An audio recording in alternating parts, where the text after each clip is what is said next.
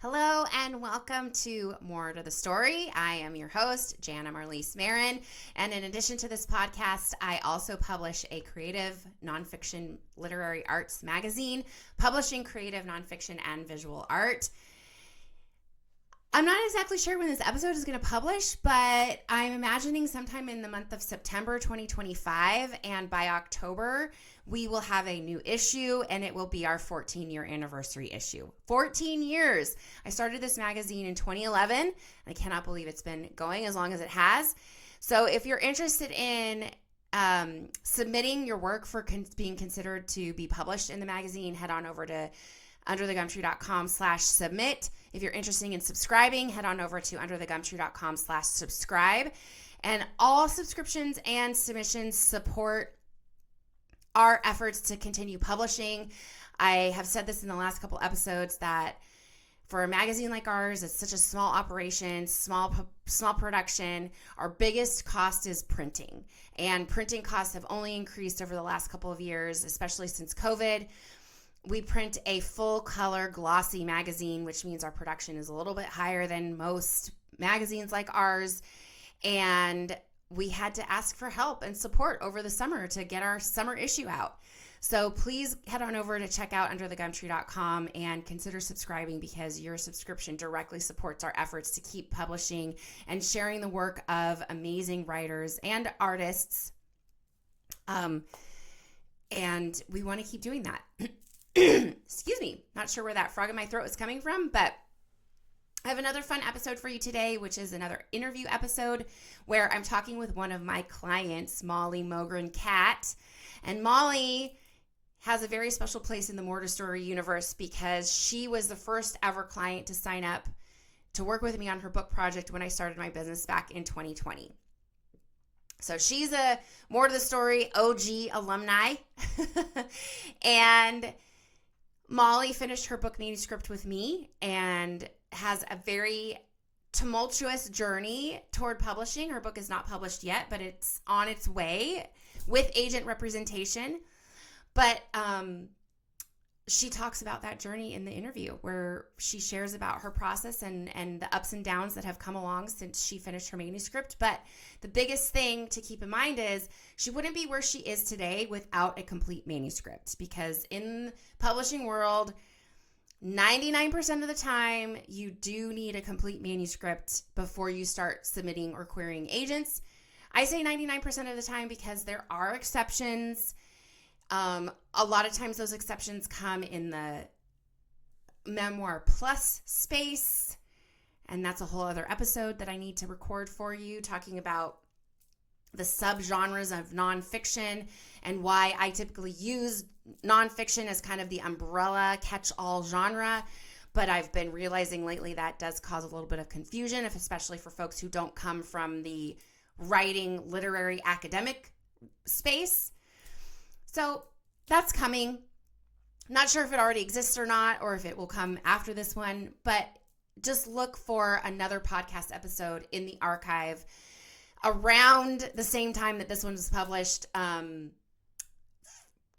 Focusing, I'm not going to say what the episode is titled because I haven't recorded it yet, but it's going to be focusing on the different types of subgenres for nonfiction, specifically the difference between memoir and straight personal narrative, and what the industry calls prescriptive nonfiction. So Molly's book is a memoir, whereas the other interview that I did recently with Tracy Stanger, her book is a prescriptive nonfiction book because it's going to be a business book. Molly's book is a straight memoir personal narrative. Excuse me. She probably does fall in the memoir plus category because she does do some research on epigenetics, and we do talk about that a little bit in the interview. So before I get to the interview, let me just say there is a new opportunity to work with me if you are writing a prescriptive nonfiction book. So not necessarily the type of book we're talking about in this interview, but how to self-help business books. Prescriptive, you are teaching your readers how to do something. You're showing them how to do something. You want your readers to take a journey from where they are when they start your book to where they are when they finish your book. There's going to be some sort of transformation or something that they walk away with that they can directly apply to their lives to make change, to make positive change. That's what we mean when we talk about prescriptive. I'll go into more depth on that when I do the other episode dedicated to genre types. But if you're working on that type of book, head on over to moretothestory.co/book outline, and you can download a free PDF called the Book Outline Formula Worksheet.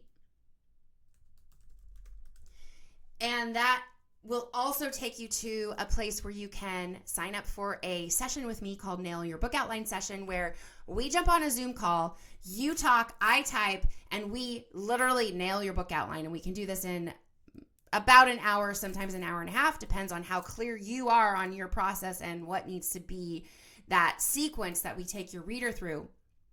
But I've done this several times with other clients, and it's a huge success, and they walk away with basically a map to writing their book. So if you're interested in that, head on over to moretothestory.com/book outline for the free download and for information on booking that 1 hour session with me, Nail Your Book Outline. I would love to work with you. I would love to get you some clarity and get you a roadmap for making progress and getting your book done. Okay, so without further ado, let me introduce Molly. Molly Mogren Katt believes in making every day an adventure, and you can read all about it on her Substack, Hey Eleanor. She's written for Food and Wine, Minneapolis-St magazine, and Experience Life. Her forthcoming memoir, Mom Geans, chronicles her decision to have kids after growing up in an abusive household. It's a story about breaking the cycle of generational trauma, cultivating empathy, and learning how to be the parent you always wished you had. In addition to writing, keeping her kids alive, and cooking, she and her husband Josh are currently restoring a haunted 1903 Victorian house in Minneapolis. Here's Molly.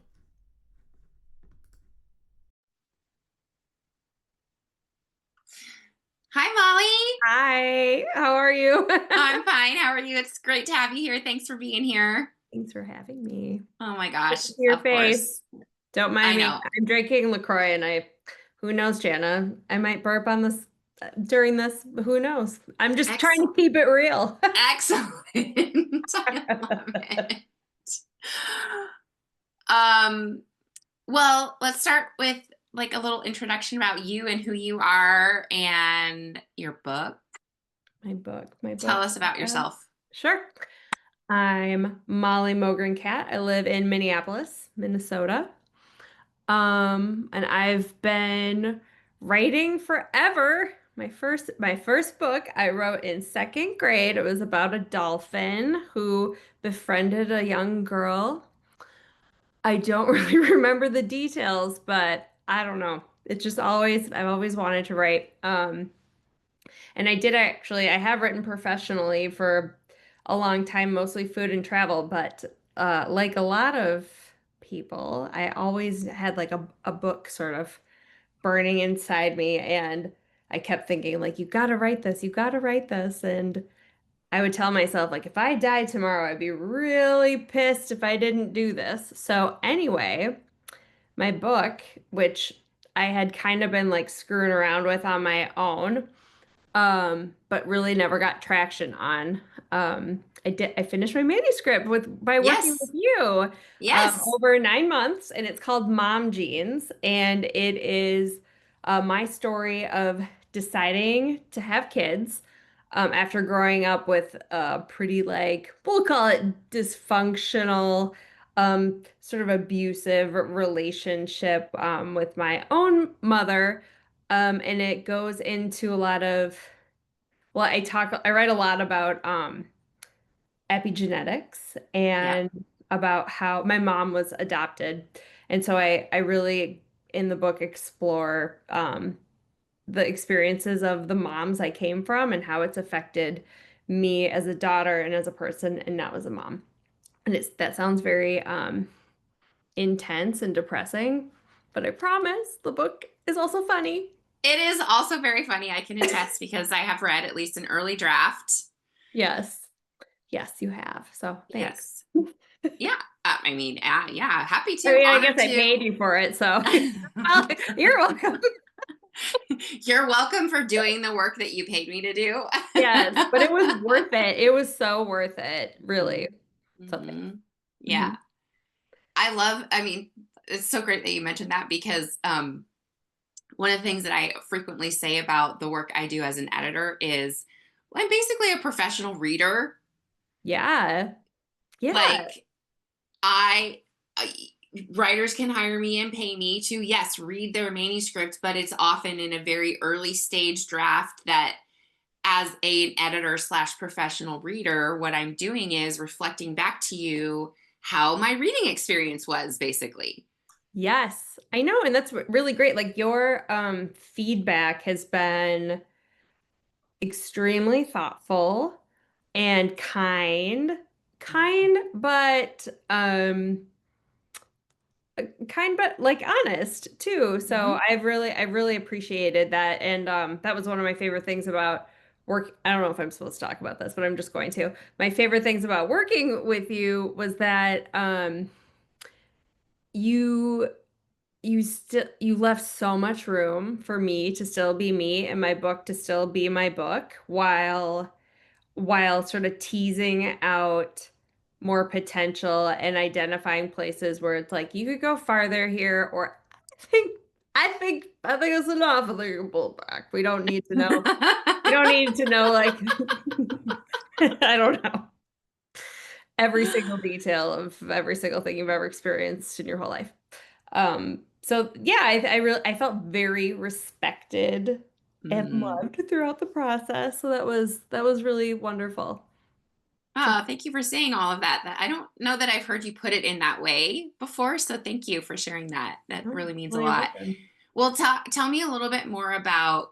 I heard you say something about kind of struggling and trying to work on the book on your own for a long time. Like, what was that like? How long had you been trying to do that? What were you trying on your own that wasn't working for you? Sure. Well, you know, I in 2013 I started a blog called Hey Eleanor, which I still kind of have I not kind of, I do have going on Substack.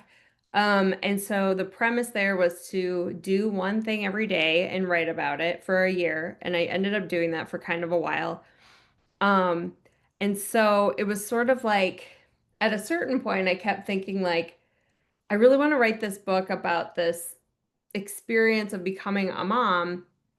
And I kind of felt like, I was being a little bit lazy. So I was like farming my old material that I'd already written to like make myself feel like I was working on this book.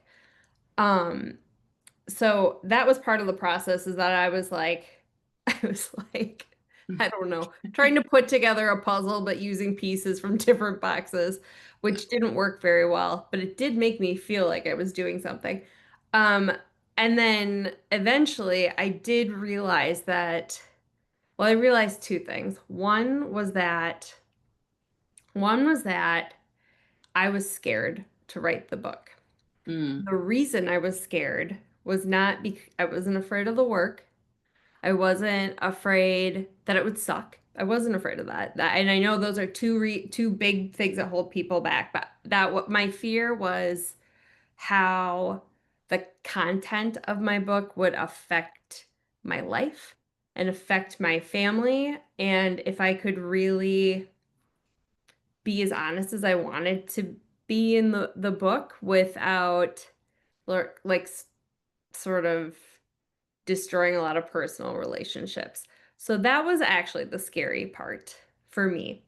And I think that there are a lot of writers, both fiction and nonfiction writers, because look, a lot of novels are based on real life. But novels with air quotes for people listening and not yeah, seeing the sorry, video. yes, Eric. Yes, totally Yeah. fine. Yeah. And I mean, I've at times was like, how could I make this a novel? And that's just not what kind of writer I am. Yeah, It just can't, I mean, it is like when I think about how could I fictionalize my story, it makes me want to barf because I just can't same, even imagine coming up with something. same. Yeah. It This is feels so so fun. inauthentic to me Yeah. personally. Like, there are writers out there who can fictionalize their autobiographical experiences. Like, great, more power to you. But for me and most of the women, all the women I'm going to say that I work with, that just doesn't resonate with us. It doesn't feel authentic to us and how we want to tell our story. That's why they jive with me. Yeah. Well, it's funny. I was listening. I'm sure you've listened to read Danny Shapiro's stuff and also listened to Yes. her podcast. Yes. But I can't remember if it was in one of her books or on her podcast where she talked about how she struggled with writing fiction. And another writer friend who writes fiction was like, well, why would it be a struggle? You can literally make up anything you want. And she's like, but that's just like it's like too many options. It's Yeah. and Yeah. how about I just tell you what actually happened? Yeah, exactly. Yeah. Exactly. Yes. I mean, I also don't, maybe I just don't have a very active imagination. When I think about trying to make up a story, my mind just kind of goes blank. Mine too. Same. Same. I'm like, no thanks. I don't know. Or it ends up sounding cheesy or Yes. I don't know. Yeah. Same. Hmm. Okay. I love that you shared all of that. And I think there are a lot of writers listening who will resonate with that idea of being scared of how the personal story and making it public is going to affect their real life. That's a Yeah. big hurdle for memoir, creative nonfiction writers in a lot of ways. You said that you realized you were scared. How did you realize that? Um, well, okay. So, as I said, I started my blog writing about facing fears in 2013. I am very attuned to what when I am afraid of something. Like Mm, whether it's something like physical, like jumping out of an airplane, or emotional, having a hard conversation. I mean, I've just known I was scared about it. And part of that too is, um maybe you'll relate with this a little bit. I know you pretty well, but like feeling like or Jana, maybe you aren't like this, but I am a people pleaser, and I also, which I don't think you are. I don't think you are a people pleaser. no. But you did, I mean, in some ways, like uh, have you felt pressure to like be the good girl? Oh And yeah. and Growing that's up, I yes, was growing up. I wasn't really a people pleaser growing up, but I definitely felt pressure to just follow the rules Yes. Oh, for sure that is and you. not get in trouble. Yes. Like do anything at all costs to not get in trouble. Yes. So I always am like, and I also feel like both of my parents will fully admit this too. I was a parentified child. Hmm. So I, felt like personally responsible for making sure everything was okay. Hmm. And, it was sort of like, well, I can just, sit here and suffer if it means other people are happy and healthy or whatever. So it's sort of been me stepping outside of like my role, I guess, in my family, which has been tricky, but Hmm. it was exactly what I needed was to just like barf this book out, which is what I Yeah. did. Yeah. Yeah. Awesome. Yes. Okay, so you finished your manuscript when you started working with me, and then what Yep. happened? And then what happened? Well, I, celebrated and then I'm like, I'm gonna get a book agent, right? So Yes. sent out my first batch of queries, because I decided I was going to go the traditional publishing route if possible. And I was so excited because two of the agents I queried out of the first 10 requested my full manuscript, and I was like, this is gonna be easy. And then and then it wasn't. And then they both passed kindly. They both Yeah. kindly passed. And then for about a year, I would say, probably a month or so, I would send out 10 query letters and everything. It's like people think writing the book is the hard part, and that's just the first part. Yeah. I mean, unless you're writing like something on spec or whatever. But I just sort of allowed myself to ease into the slower and kind of uncomfortable pace of querying. And Hmm. every couple of weeks I'd send out 10 more. I had a very rudimentary spreadsheet where I just had the different agents' names, why I reached out to them, their email, and whether or not they said yes or no. And when I got to, I think it was like my 60th query, I finally got a yes. Yeah. It was extremely exciting. Hmm. That was probably in January-ish of 2022. Hmm. No, yeah, I think it Yeah. was Yeah. Because 2022. 2020, I think 2020 was the year we worked on your Worked on manuscript. it, and then I queried for almost a full year. Yeah. And so she read my book, gave me some feedback that I agreed with, that I was like, that is exactly how I feel about this. And then I went through and made all the edits and sent her everything in September of 2022. And then I just sort of never heard back from her. So in after reaching out multiple times in December, I finally got a hold of her assistant who was like, "Oh, insert name of agent here is uh trimming her client list and is no longer working with you. Thanks." And I was like, WTF, because this is a person Yeah. I have like a signed contract with who Yep.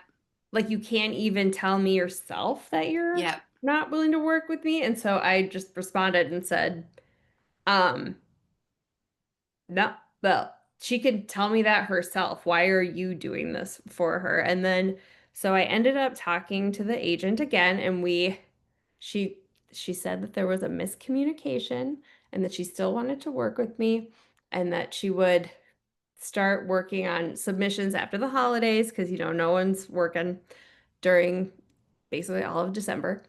So so we had that conversation and then crickets, crickets, crickets. And then in May of 2023, I had to break up with my agent. Yeah. So Ugh. awful. It was awful because it's like, okay, and now you're starting over, you Yeah. know?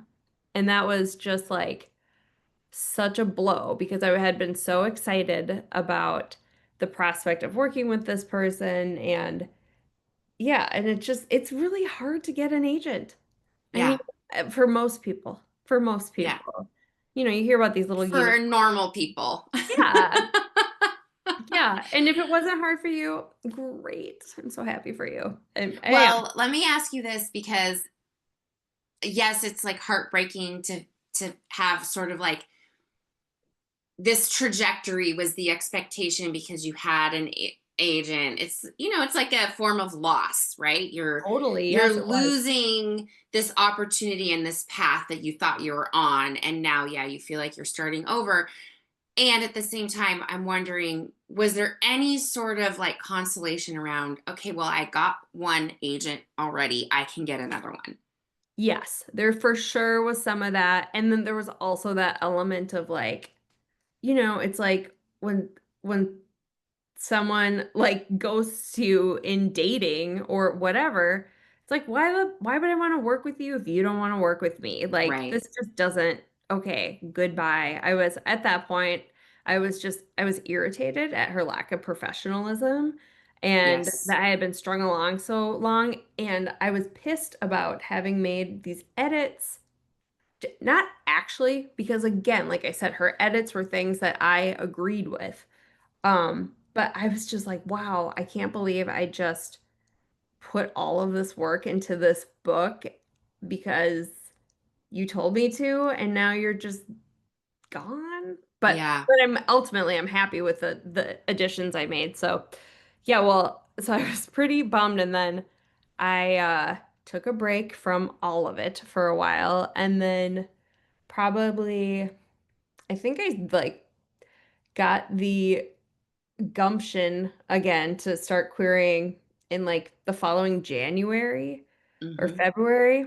And I sent out maybe 6 or 7 queries, didn't really hear back. And then I sent out another batch. And I think, Jana, I think I texted you and was like, well, I don't even remember what I said, but I was just sort of like, you know what? I'm over this stupid book. I think maybe I need to like work on a new project or something. This just isn't working out.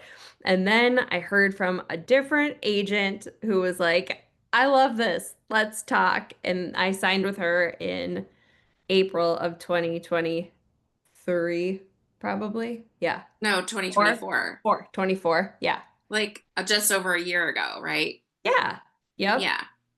So, yes, it's been a weird time in publishing, and it sounds like people aren't, you know, publishers aren't buying things like they normally would because everything in the world is weird right now. Um, but but yeah, it just I really like her style, and I don't know. I'm just feeling comfortable in the discomfort of it all. I just found the text message that you sent me, Okay. which says, Janna, I've done 6 queries in the last month and I'm feeling like I'm losing steam. Maybe I don't care about this dumb book anymore. And you sent a screenshot of the response from the agent. Like how much later was that? It's the same message. And then dot dot dot with the screenshot. Well, it was like the same day that I was like, I'm losing steam. I mean, I was over it. And then I got Yeah. the offer basically like the next day, whatever. Yeah. Yeah. Yeah. Maybe the tip is give up and then Well, maybe the tip is don't care so much, but don't give up. Like, yes, for sure. like don't give up, but also don't care. I Don't mean, be don't so care so precious much. about it. There Just you don't, go. or That's a don't good way take to it put it. personally. Yeah. None, I mean, Because certainly you can care and you should care and you want your work to be as good as it possibly can be and you want to reach out to people who you want to work with and blah, blah, blah, all the things. But like, I don't know, I am not an energy practitioner or expert by any means, but I certainly have been becoming more aware of how my own energy affects things in recent years. And, when there's this like tension and anxiety and like, I have to have it, I'm trying to force it, that's the energy you're putting out into the universe. mhm. And it's a low frequency. Well, I even think about with my query letters, like, because I know people in our writing group are like hemming and hawing about every little word. And Mhm. when I send them out, I am like, I'll look for typos, but I am like not, uh, I'm sort of breezing through, making myself seem confident and like I can sell a book. You know what I mean? It not trying to be so like, dear sir or madam, like I hope Mhm. this finds you well. Mhm. That's just not Well, because ultimately you're selling yourself, not I just was the just book. gonna say you have to be a person. Like Yes. you have to come off as if you're a person and not just a person, but the only person who is you. And you were writing to another person. That's It's right. just a person, That's right. So, so don't overthink it, just go. So you have an agent, which you've had for about a year, a little over a Mhm. year. What's the status? Where are The you with? status is we have she I had a book proposal, but we worked on kind of sprucing that up a little bit and Mm-hmm. making it cute, Mm-hmm. which, let's be honest, that I mean, there are some people who say that doesn't make a difference, but I think it does. And she's just we haven't sold it. I don't know how many people she sent it to, or even if she has sent it out a ton. Part of it is she just was like, by this time in the year, I would have sold quite a few projects, but everything is kind of been uh, a little bit stalled out by the I don't know, ramifications of the Trump administration. I mean, Yeah. even on things just as basic as the cost of paper is Yes. causing publishers to publish less books because Yes. they don't know how much paper will cost. I mean, Yes. it's wild. So, I mean, I actually have a copy of my magazine sitting right here on my desk. And I am not a book publisher, obviously, but I publish a very small literary arts magazine, um, 4 times a year. And yeah, the cost of paper is exorbitant. It's increased. I would say it's the cost that my cost to print this magazine has doubled since 2020. Whoa. Yeah. So, Yeah. and we're talking, like I print maybe 100 copies every issue, but then everything else is print on demand just for when something is purchased, which Yeah. is, thank goodness we can do it that way. And that's a technology solution that hasn't always existed for Mm. printing and publishing. But I can't imagine what the cost would be on a much larger scale, like for book publishers who are doing Yeah. Yeah. thousands upon thousands of different titles. And yeah, And like I love an ebook, but it's just not the same. it's not the same. I know. As soon as I picked this up and just like did this in front of my face, I was like, oh, there's that Oh, don't you smell. love how it smells? Yeah. Just being real. Spoken like a true nerd who grew Yes. up in a print shop. I did grow up in a print shop. My dad actually had a printing business when I was a kid, Right. until I was through college. Well, you want to hear something super nerdy from me? Yeah. I lettered in yearbook in high school. Oh my gosh. I lettered in You yearbook. could get a letter for yearbook? Huh? You can get a letter for yearbook? Oh yeah. Oh yeah. I didn't know that was a thing. Yeah, you are a big nerd. Well, that's why we're writers. That's right. So, no shame. No shame. No shame.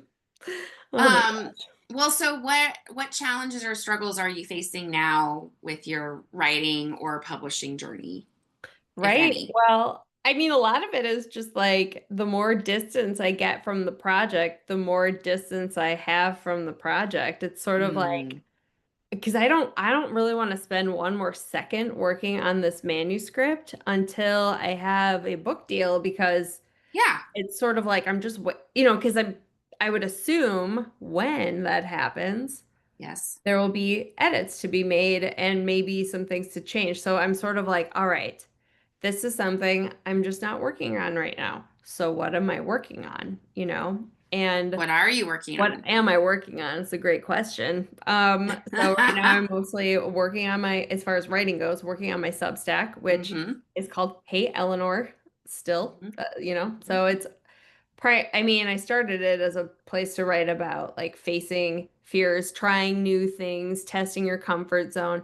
It has sort of evolved over time, though I still think there's like a little thread of like overcoming your anxiety that kind of runs through a lot of my stuff. Yeah. Um, so I try to post there once a week. Not always perfect about it, but that is okay. It's It's okay. totally okay. So it's keeping my writing practice alive, and I very much enjoy doing it. And I don't know, I've been thinking about, I don't know, other book projects or just sort of waiting for the right idea to come to me. I've got a couple things, but but right now I'm just sort of keeping the muscle like in use. I will say starting my blog 12 years ago, because I did a ton of ghostwriting for my boss at the time, he had a TV show on Travel Channel, and I was doing tons of writing in his voice. I've written a couple books for whatever, him. And I found that I was starting to lose a sense of like my own voice as a writer. And that's why I started my blog. And then what I realized is the repetition of having to do something so frequently, because I was putting out quite a few posts a week because I was doing things so frequently, that it made me a much better writer in the sense that I kind of like let go of uh perfectionism. I wasn't hemming and hawing over every little detail. You know what? Sometimes I press publish and there was a typo. Oh my God, the world is gonna end. No, it isn't. And just kind of like the volume of writing I was doing made me faster, more confident. And I feel like just having that regular writing practice is so beneficial. Even if Yes. your writing kind of sucks sometimes, that's okay. Yeah, Just- totally. yeah. I don't That's know. a great little perspective. Thanks for sharing. Oh, you're welcome. It probably didn't even answer your question at all, but whatever. No, I asked you what You asked. I asked you what you're working on now, and it's primarily your Substack, and you are actively trying to grow your subscribers there. So tell us where people can find more about you and your book. Oh, okay. Well, I should look at make sure well, if you look up, see, here's the thing. I changed my name when I got married, and that was a mistake. 'Cause I'm like, what is my name? Okay. I am on Substack. It's Hey Eleanor, HeyEleanor, or you could probably find me under Molly Mogren Katt there. Okay. You know, they do the thing where it's like there's your name and then the name of your Yes. Substack. I don't know, guys. It's weird. And then I'm on Instagram at Molly Mogren. Okay. Mollymogren. And I don't do TikTok because I am afraid of it. Uh-oh, sounds like maybe then you should do it and write about it on Oh, Hey actually, Eleanor. that's not why I'm afraid. The reason I'm afraid of it is because I'm afraid I'll spend too much time on it and I just don't need another distraction. So that's why I'm not. Okay. That feels healthy for me. That does feel healthy. Yeah, I'm not actually scared of it. Thank you so much for chatting with me today and sharing about your story and saying nice things about me. Oh, of course. Thanks for having me. It's always good Yeah. to see you. Mm-hmm.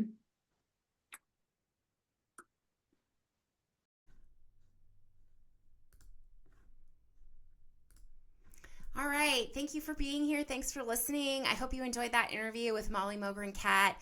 And the reason I started doing these interviews with clients is I thought it would be a great way to give listeners an inside look at what it's like to work with me and what do I actually do with clients. You know, I did those 2 episodes a while ago on what is a book coach. I think I have part 1 and part 2, and I'm talking about the work that I do with my clients, but you may not necessarily be able to picture that and imagine that and understand what that fully means, to think about it in context of what it could do for you and how it could help you. And so I thought, you know what? Listeners need to hear directly from clients who have worked with me, to hear about what the process is like and how much it has helped them and how much it has benefited them. So I hope that was helpful for you to hear that directly from someone who has worked with me on her manuscript and where she is and the progress that she's making. And yeah, it's taking a little bit of time to sell her book, but that's the nature of this line of work. That's the nature of the market of publishing right now. Unfortunately, you can listen and read all the agent blogs about how things have just been slowing down. There's a lot of uncertainty and a lot of turmoil in the world right now, and things are just taking longer. People are hesitant to spend money, including publishers are hesitant to spend money on acquiring book manuscripts, right? So, any questions, comments, thoughts, ideas, please leave them below. I would love to hear from you. Also, check out the paid subscription option here on my Substack now. You will continue to get free access to posts, written posts, and podcast posts. But if you would like to have a little bit more access to me, sign up for the paid subscription, because that has started, and it now includes things like invitations to my special events, including Ask Me Anything, Ask the Editor sessions, Q&A live broadcast sessions with writers and publishing pros, and my mini virtual retreats, as well as my upcoming NaNoWriMo, which is the nonfiction writing month challenge, which happens in the month of November, which is NaNoWriMo. If you're in the writing world, you know what NaNoWriMo is, National Novel Writing Month. And a couple years ago, I started NaNoWriMo for women writing nonfiction to work at your own pace, set your own goals, and make progress during the month of November without feeling like you need to participate in something that is only technically for fiction writers, and create camaraderie and community around making progress in the month of November. So that this year is only going to be for paid subscribers. If you want access to that challenge, 30 days in the month of November, sign up as a paid subscriber. And also don't forget, if you're writing a prescriptive nonfiction book, self-help how-to business space, check out moretothestory.co/book outline for your free PDF download and information on how to book a nail your book outline session with me, where we literally nail your book outline in about an hour. Thanks for being here. All my usual shout outs include my the theme song is written and performed by Jeremy Maron. What else? Find out more about me and my work at moretothestory.co. Find out more about Under the Gumtree at underthegumtree.com. Thanks so much for being here, and I will talk to you again very soon on the next episode of More to the Story.